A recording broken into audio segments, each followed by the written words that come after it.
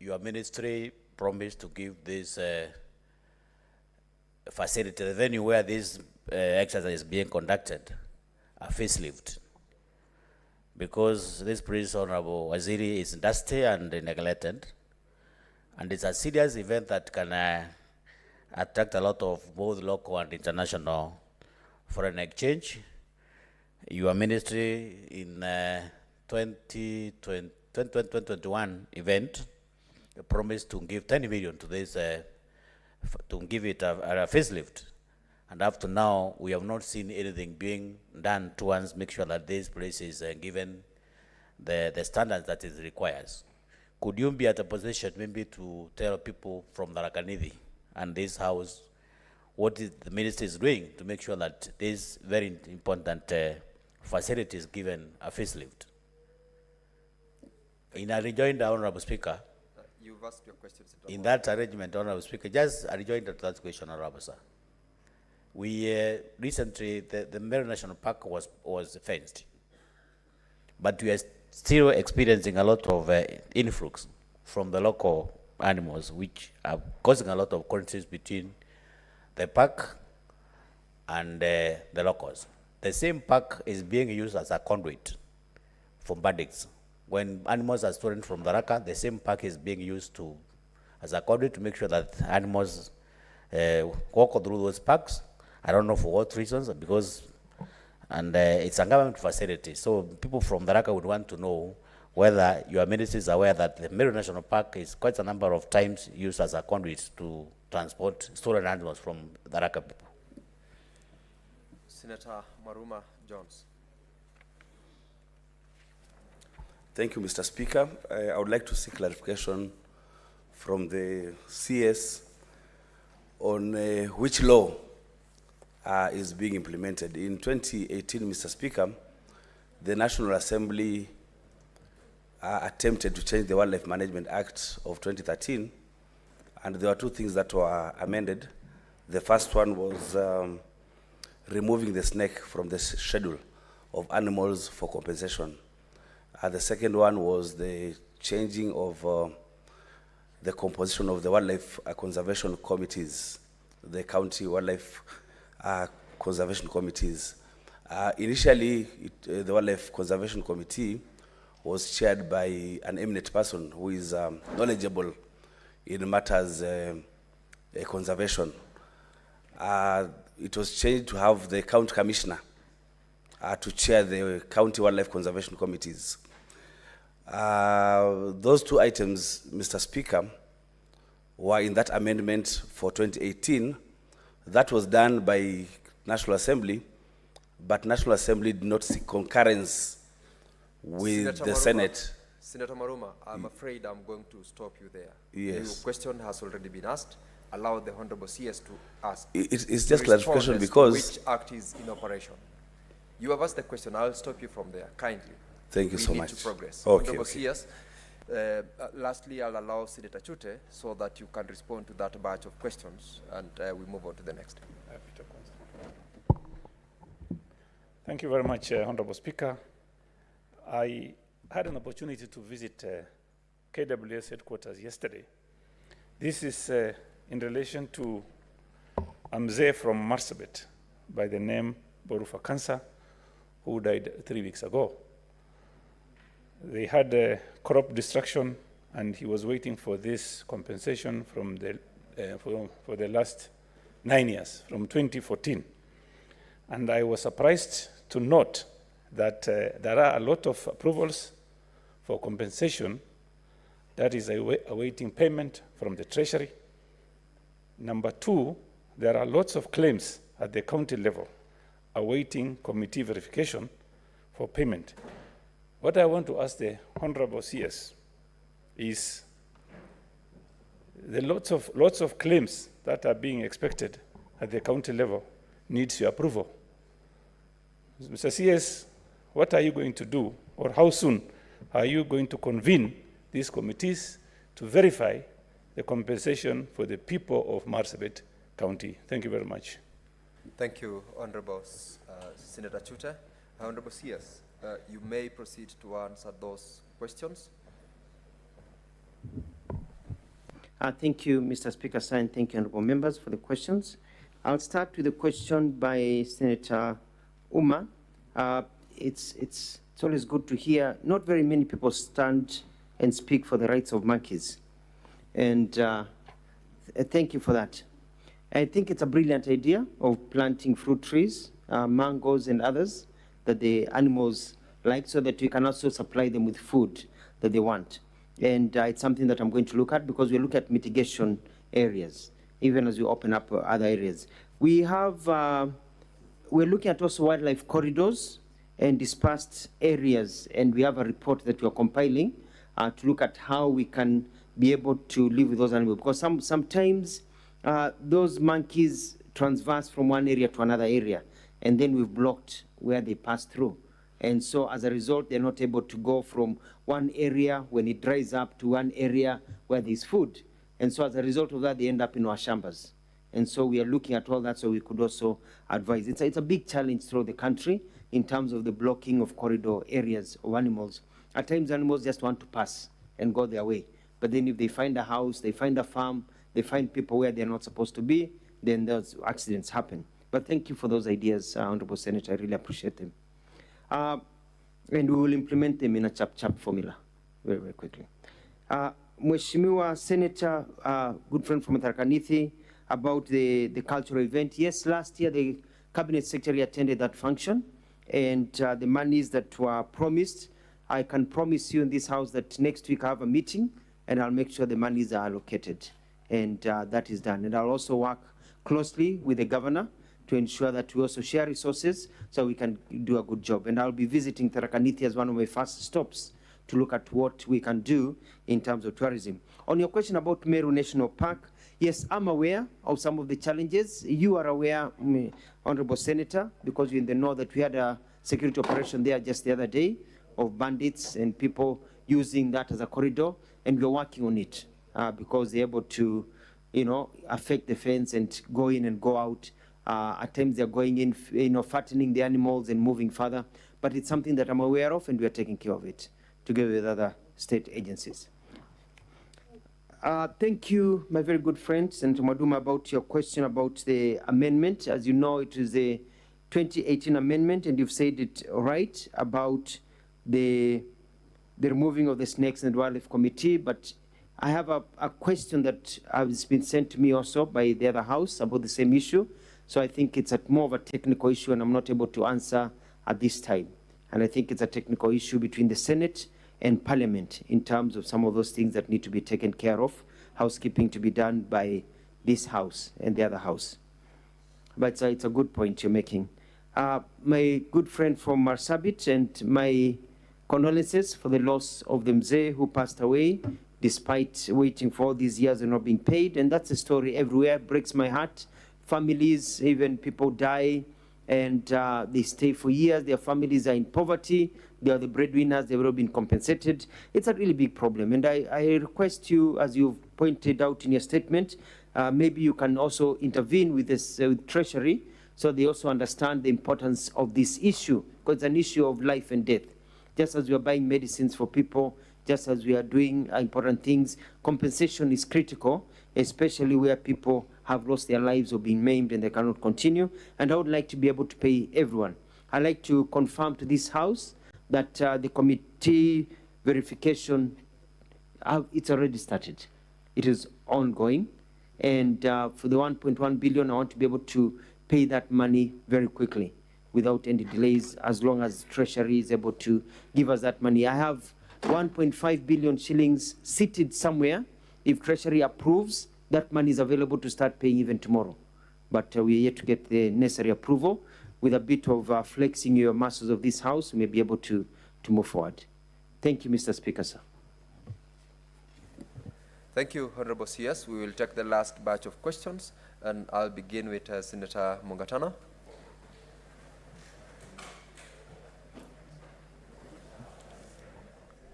Asante sana Bwana Spika kwa kunipa nafasi. Bwana Spika, swali langu lilikuwa ni fupi. Kule kwetu Tana River, Bwana Spika, tuko na shida kubwa sana ya wanyama. Kwanza nataka waziri aifanye priority, afanye safari tupange, aje awasikize wananchi vile Tana River tunaumia. Watu wanakufa sana, lakini swali langu ni hili: ni mipango gani ambayo waziri yako nayo kuongeza askari wa game, kule kwa tunaita game au KWS, kwa sababu mara nyingi hawa ndio huwa wanatusaidia, lakini ukiangalia namba zao zimepunguzwa kabisa. Ukiangalia sehemu ya Delta hapa katikati Tana River sub county, ukiangalia Tana North sub county, namba zimepungua badala ya kuongezeka, na shida zetu zinazidi kuongezeka. Je, waziri, ni mipango gani ambayo uko nayo kutuongezea wasimamizi wa wanyama wa pori katika gatuzi dogo la Tana River? Asante Bwana Speaker. Thank you, Senator Mugatana. Senator Mbugua George. Thank you, Mr. Speaker. With your indulgence, I would request the Cabinet Secretary to appraise this House on the reports of harassment by visitors at the Jomo Kenyatta International Airport and what effect it has had on tourism and what the government is doing to alleviate the situation. Thank you, Mr. Speaker. Thank you, Senator Mbugua. Senator Cheptumo. Thank you, Mr. Speaker. Mr. Speaker, in Baringo County, there is a game reserve called Lake Kapnorok Game Reserve. And there has been serious conflict between the residents of that area and the wildlife in that particular game reserve. And I wanted to know from the minister, sometimes some of the game reserves, Mr. Speaker, provides pasture for livestock within those areas. And sometimes because of the conflict between the wildlife and the residents, there is a lot of inhuman harassment of the residents of that area. Mr. Speaker, I want to know from the minister if it is possible for his ministry to have MOUs, Memorandum of Understanding, between the game reserve management and the people, so that during dry season, Mr. Speaker, then the people are allowed to graze in the game reserves. Because, Mr. Speaker, the game reserves really is a resource within our communities. And I think the conflict should be managed in a manner that there should be some understanding, so that the locals can be allowed to graze, and with understanding that that is an important resource for them. Is the ministry able to engage communities under MOUs and allow people to graze in the game reserves with understanding? And lastly, Senator Tobiko.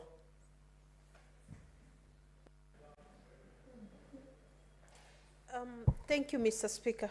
Mr. Speaker, I'm glad to hear that the ministry is now going to do dams and water pans at the park areas, because really this has been the biggest contributing factor of the human-wildlife conflict, as the wildlife get out of the parks to get water from private water pans, Mr. Speaker, and communal water pans.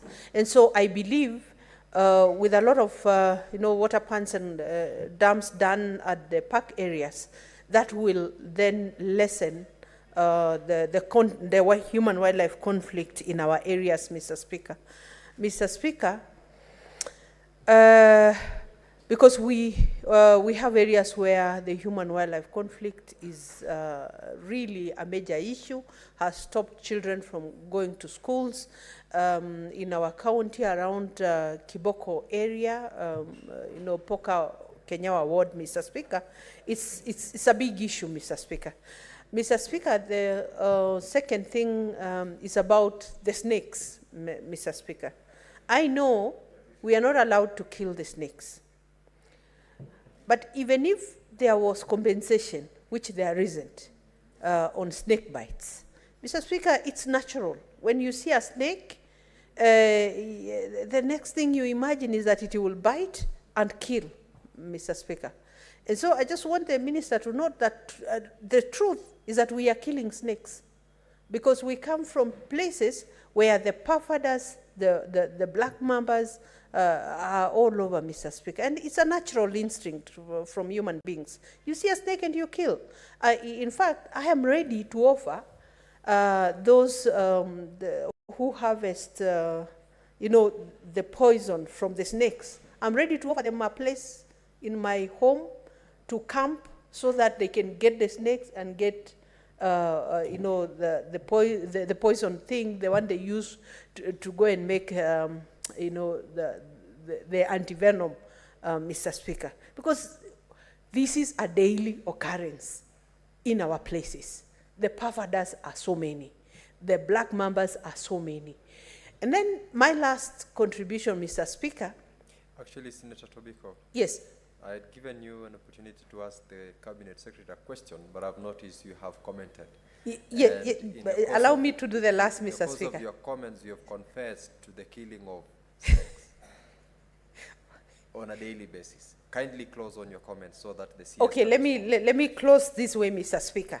I have been wondering why KWS does not take time to do an awareness creation campaign within the communities that you know, live with wildlife, so that when I see a black mamba, I know how to behave.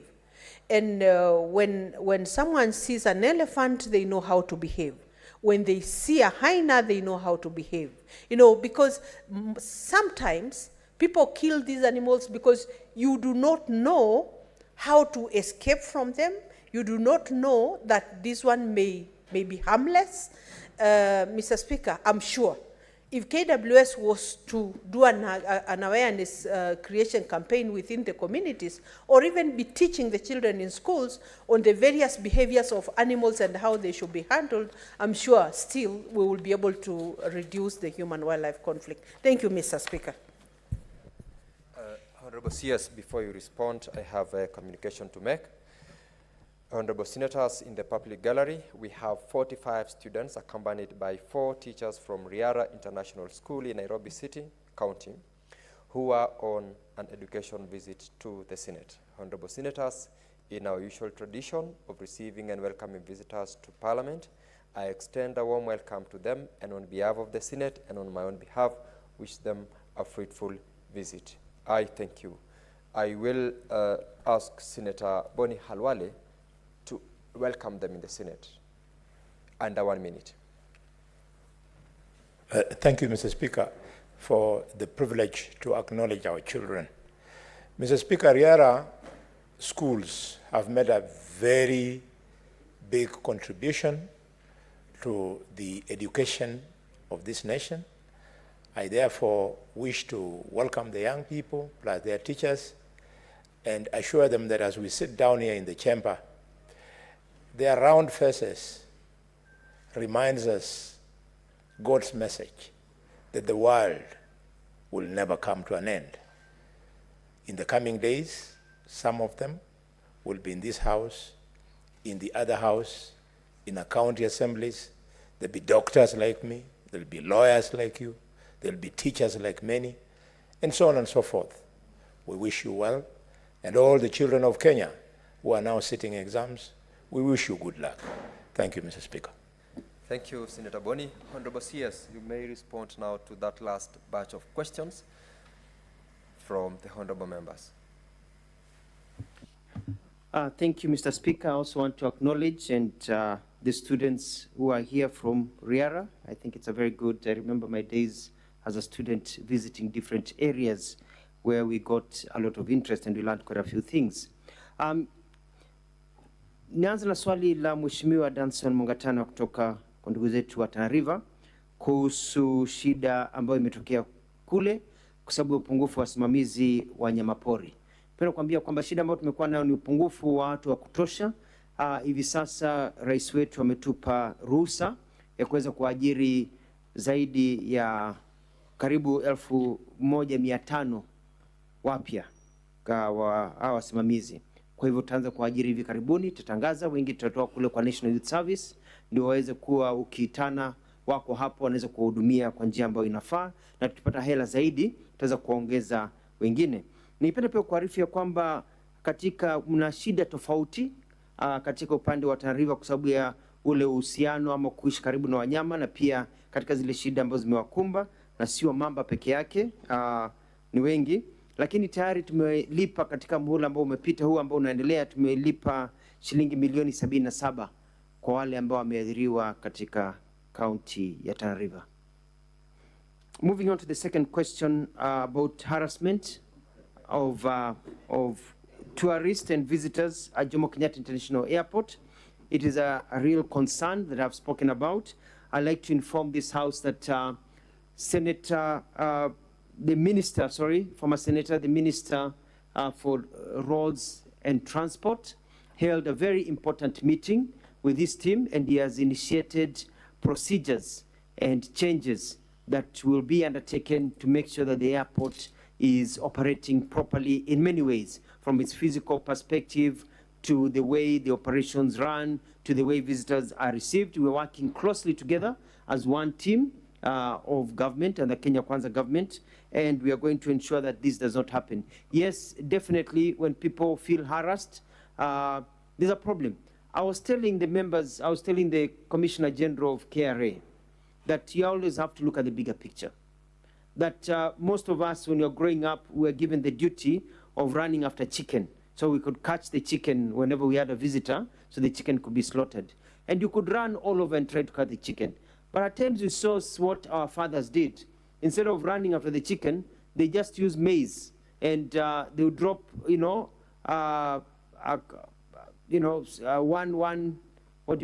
seed of maize, you can call it a seed of maize, and the chicken would bite it, another one, and you get close, and they catch, and they're able to get hold of the chicken. You don't calculate the cost of the chicken, because the cost of the maize, because if you concentrate on the small pieces of, maize comb, you lose the bigger chicken. So we're trying to tell them that, yes, at times you may want people to be charged for this and this, but let's look at the bigger picture. Furthermore, I realize that they have been harassing people who don't need to be harassed. For example, you carry your phone. I was there just the other day. I was visiting, I was traveling, and I saw them stop a lady who just had her 2 old phones in her bag, and they made her open her bag. What's the deal about having 2 or 3 phones? You aren't allowed to have 2 or 3 phones? And it's different. If you're carrying a package of phones to sell, you need to pay duty. You're carrying your own individual phones, and they can tell they're not in a package. Why do you even need to stop the person to verify that? So there's a lot of education that needs to go to our people that we're working together to be able to raise enough system. But work is being implemented, and the future is bright. About the question, very good question about Baringo. It's good to note that we can't just allow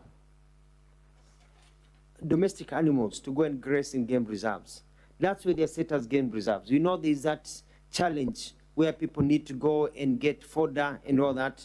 And we've entered into agreement with several counties. We've entered into agreement with Mbere, with Shimba, Mbere, Conservancy, Shimba Hills Conservancy, and South Kitui Conservancy about how to do some of these things. But there's also the danger of diseases. As you know, Kenya wants to place itself as a big marketer of beef to the world. And if you start mixing animals for livestock with wild animals, there's a danger of transfer of diseases. And therefore, we can get to a place where all exports from Kenya are banned. And so we lose money. So it's also important. Also, diseases can be transferred to animals, and we eat those animals, and we fall sick, and we die. So it's very important to keep the wild animals separated from the domestic animals, the livestock animals. But we can look at entering into an agreement with the game reserve in Baringo, and also to let the member of Senate know that this year we've paid 40 million to the people in terms of compensation to the people of Baringo. And lastly, Mr. Speaker, the very good question from Senator Tobiko from Jirani Mwema from Kajiado is that, and it's good to say we had a senator here who spoke on behalf of the monkeys. It's good to see another senator speaking on behalf of the snakes. And it is true, education and awareness are key. Many people don't know how to identify animals and identify dangerous and non-dangerous snakes and how to deal with them. It's good to note that only 33% of snakes in Kenya are poisonous. 66% are not poisonous. Unfortunately, they don't have a uniform like the students of Riara, where you can tell these ones are from here or these ones are from here, which are poisonous, which are not poisonous. But we can educate people on how to keep away from the snakes. For example, people need to know that when you have chicken in your household, you're inviting snakes to come to your household. You're more in danger of getting snakes to your household when you have chicken around, because they come for the eggs, they come for the chicks. Put the chicken away from the household. That you can also put water buckets and dig, make some water areas for the snakes away from your home. So snakes zinapindukia huko, zinakunywa maji, zinaenda mbali. By also looking at the gala where you put your maize and ensuring that it is airy and you don't have rats, because they come for the rats and then they meet you on the way and then they bite you. So it's about awareness, and we are going to do it much better. I think it's a very good idea that work on that. About the antivenom, I had said earlier on that we are about to start manufacturing a process to end up manufacturing antivenom, snake antivenom in our country. So it doesn't have to come from far, but even in the meantime, I'm going to get snake antivenom everywhere. So even as we manufacture snake antivenom, we welcome your offer for us to come to your farm and milk the snakes and have that as part of research process. And also, just to let you know, and to let the members of the public know, Mr. Speaker, with the indulgence, is that wild animals are called animals because they are wild. You can't reason with them. You can't tame them. You can't tame a lion. And that elephants are dangerous animals and they are very fast. A normal human being, myself here and Senator Mungatana, who looks active, when we are running, I think the top speed we can make is 25 kilometers per hour. And that's time we are sweating like crazy. An elephant, when it's just jogging, will do 28, 30 kilometers per hour, 35 kilometers per hour. You cannot outrun an elephant. Even if you are far, it will catch up to you. And so we need to tell people how to keep away. If you see it flapping its ears, you know that's a danger. You keep away. You can't outrun an elephant. You may be far, but it will catch up with you very, very fast. So it's about being able to let wananchi know and being able to have a good program, and we're going to do something that is going to be effective using the media, local media, and also community education for people to know how to live with or near wild animals. Mr. Speaker, I thank you for this opportunity and this session. And as we continue promoting our country, we have to be able to protect our wildlife. As you know, we are getting new visitors coming. I'm leaving here to rush to Nairobi National Park. The president of Romania is visiting. He's currently exploring the park. I want to be able to show him a few things as the interest in Kenya grows. Our president, William Ruto, has been able to arouse interest in our country, and we should see an influx of many people coming to our country. Kenya is being spoken about everywhere. I witnessed this in New York when I went to sessions in the United Nations, whereby once you get in and you raise your hand, they skip many other people to let Kenya speak first. Kenya is now an anchor nation in terms of how we are being looked at in the foreign world, and we should expect very many visitors to come to this country for tourism, for conferences and others, and it is our job to ensure they are comfortable and they're here so they can leave their money behind, so we can create employment for our kids. Thank you, Mr. Speaker. Thank you, Honorable Members. Thank you, Honorable CS. I will ask Senator Chimera to be the first person to ask you questions next time you appear, because he had a question. He came in when I had already exercised the discretion to close on the question time. I want to appreciate Honorable CS, together with your team, Madam Sylvia, PS, and the rest of the team that supports you, for taking time to come in and respond to the questions in this Honorable House. I'm very sure your involvement in answering these questions is giving us the comfort and the assurance as to the role your ministry is playing, and you will take into consideration a number of the proposals and comments made by members in furtherance of your work in the ministry. I would like to appreciate you once again and wish you and your team a very good day, and you stand released from the Senate. Thank you very much.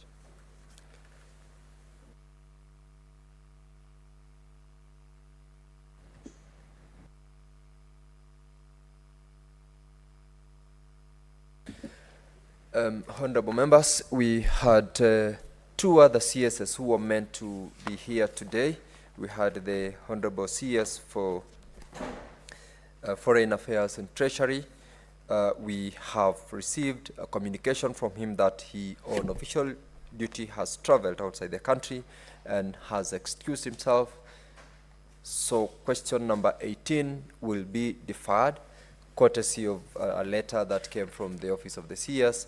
Secondly, the CS for Transport and Roads is to be here in a little while. He had a conversation with the chair and requested that he will join us in due course. So for purposes of us progressing, we will, in the meantime, deal with the next issues in the order paper as we await. Should they come in good time, should he appear in good time, we will proceed to deal with the questions that were scheduled for the ministry. And honorable members, earlier on, Senator Chute had taken us through the, had moved the motion on the extension of time. So I would like us to revert to that bit so that we progress on that. Senator Chute. Clerk, call the next order. Order number 9, motion, extension of the mandate of the ad hoc committee on the compensation to the Kenya victims of the 1998 bombing of the United States of America Embassy in Nairobi.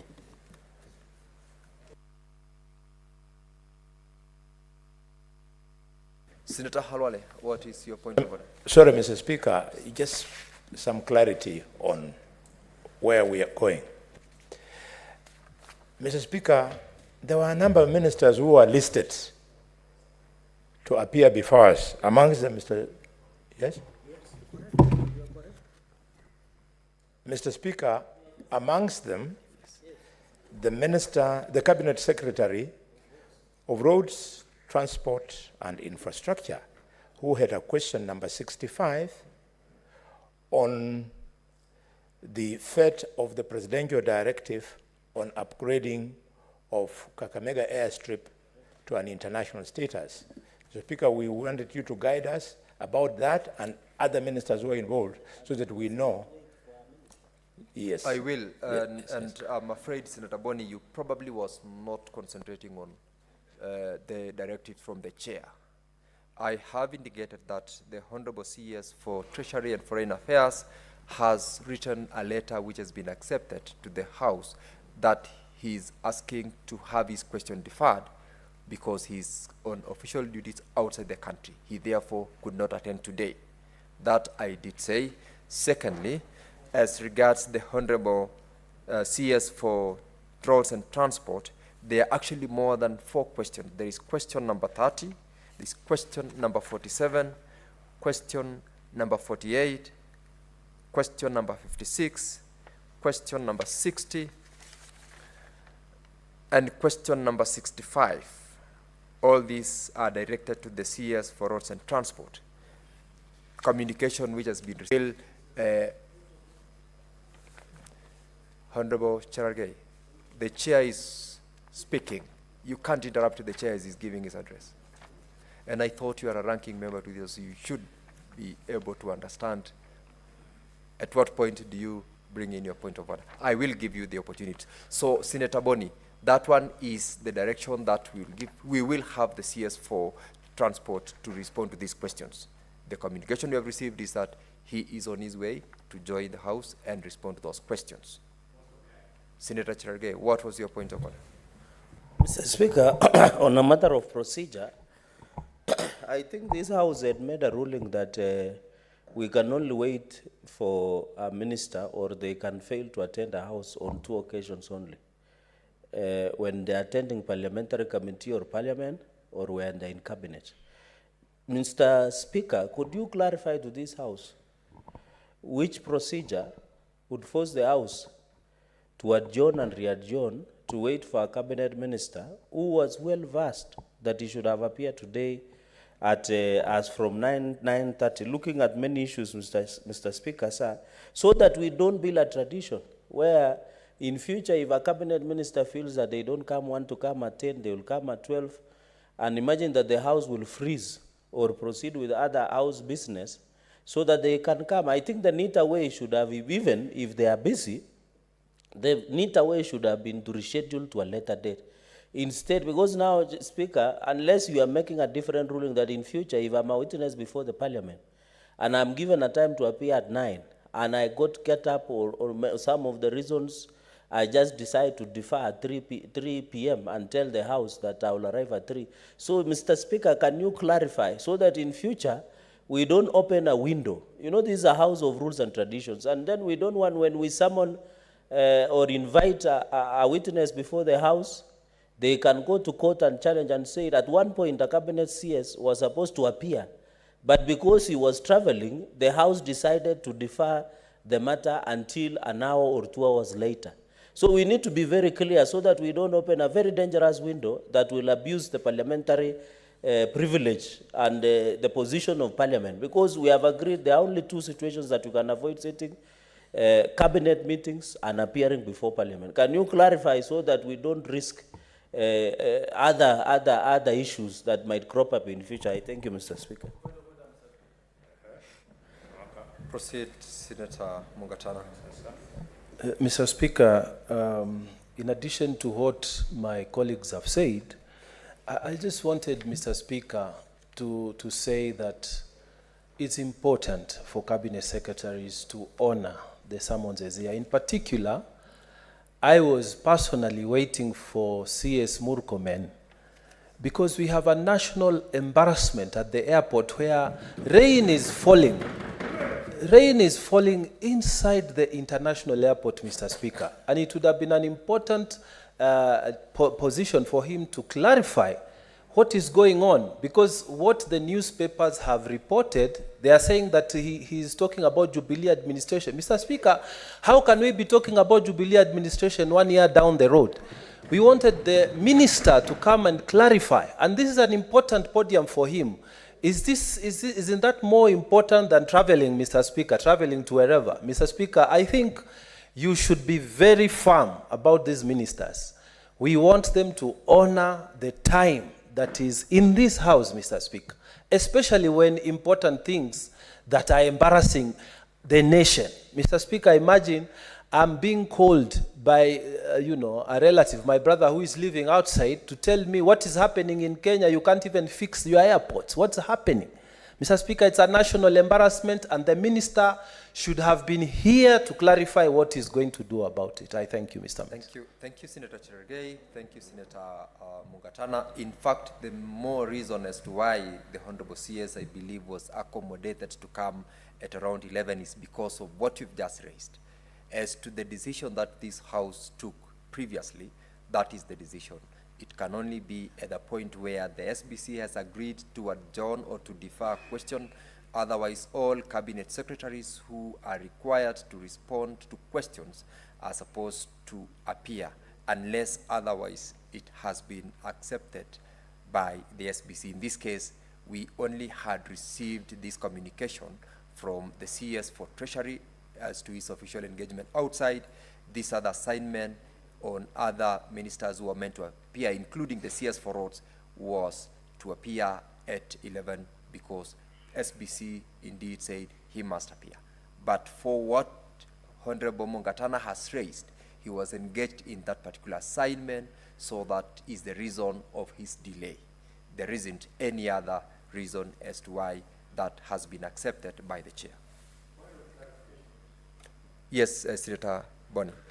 Mr. Speaker, sorry if I'm seen to be slowing the House, but I find it difficult to understand. Probably the clerks can guide us. Under what standing order do we wait for a minister? Mr. Speaker, we've been around for a while. We've never seen a situation whereby business of the House is being stood down so as to wait for a minister. And even if we are going to do it, Mr. Speaker, could you tell us, are we suspending the House? Senator Boni, I had already indicated that we are calling the next order to deal with the motion for purposes of making sure that the business of the House is not suspended.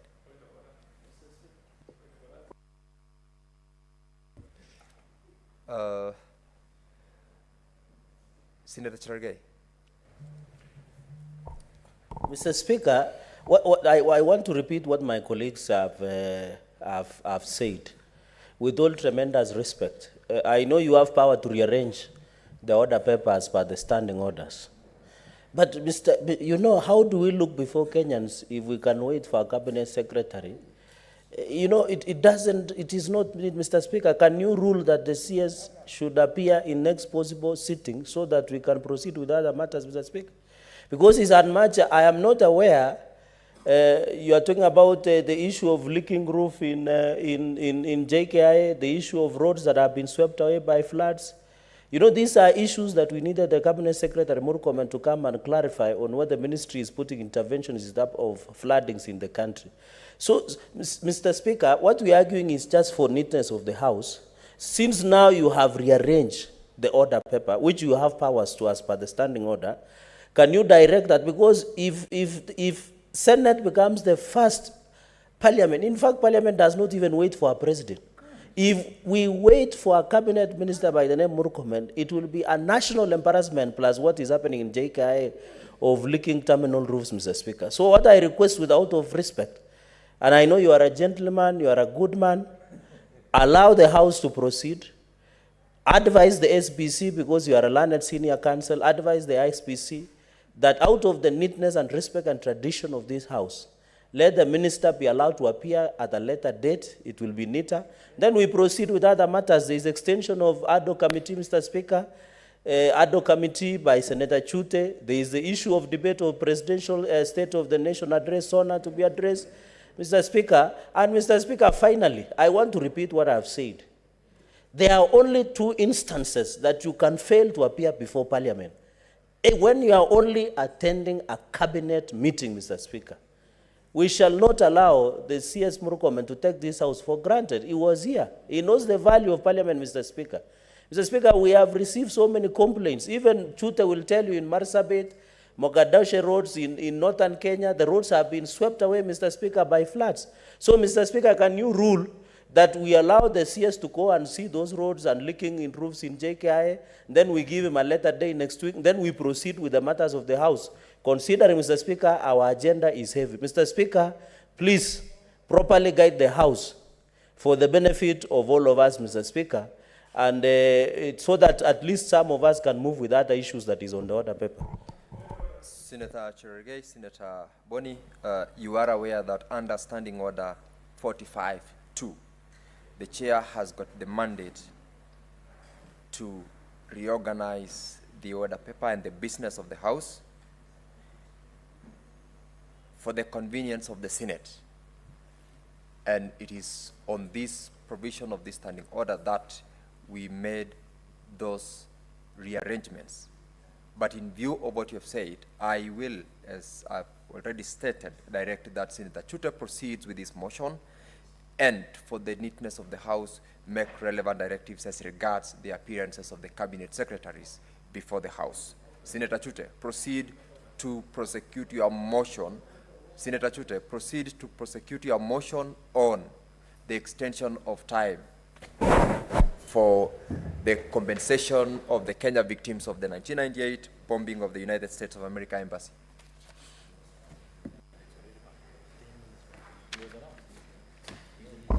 Thank you, Honorable Speaker. I beg to move this motion today on the extension of the mandate of the ad hoc committee on the compensation to the Kenya victims of the 1998 bombing of the United States of America Embassy in Nairobi on behalf of the chairperson. Mr. Speaker, that aware that at the sitting of the Senate held on Thursday, 27 June 2023, the Senate resolved to establish an ad hoc committee to investigate the compensation to the Kenyan victims of 1998 bombing of the United States of America Embassy in Nairobi and report back to the House within 3 months of its establishment. Mr. Speaker, realizing that the extension period of 45 days of the tenure of the ad hoc committee lapsed on 10th November 2023, yet the committee has a lot of work to execute to conclude in conducting the inquiry. So, Speaker, now, therefore, the Senate resolves to renew the mandate of the ad hoc committee for a further period of 100 days from 10th November 2023 to enable the committee to finalize and table its report in the Senate on or before 18th February 2024. Mr. Speaker, sir,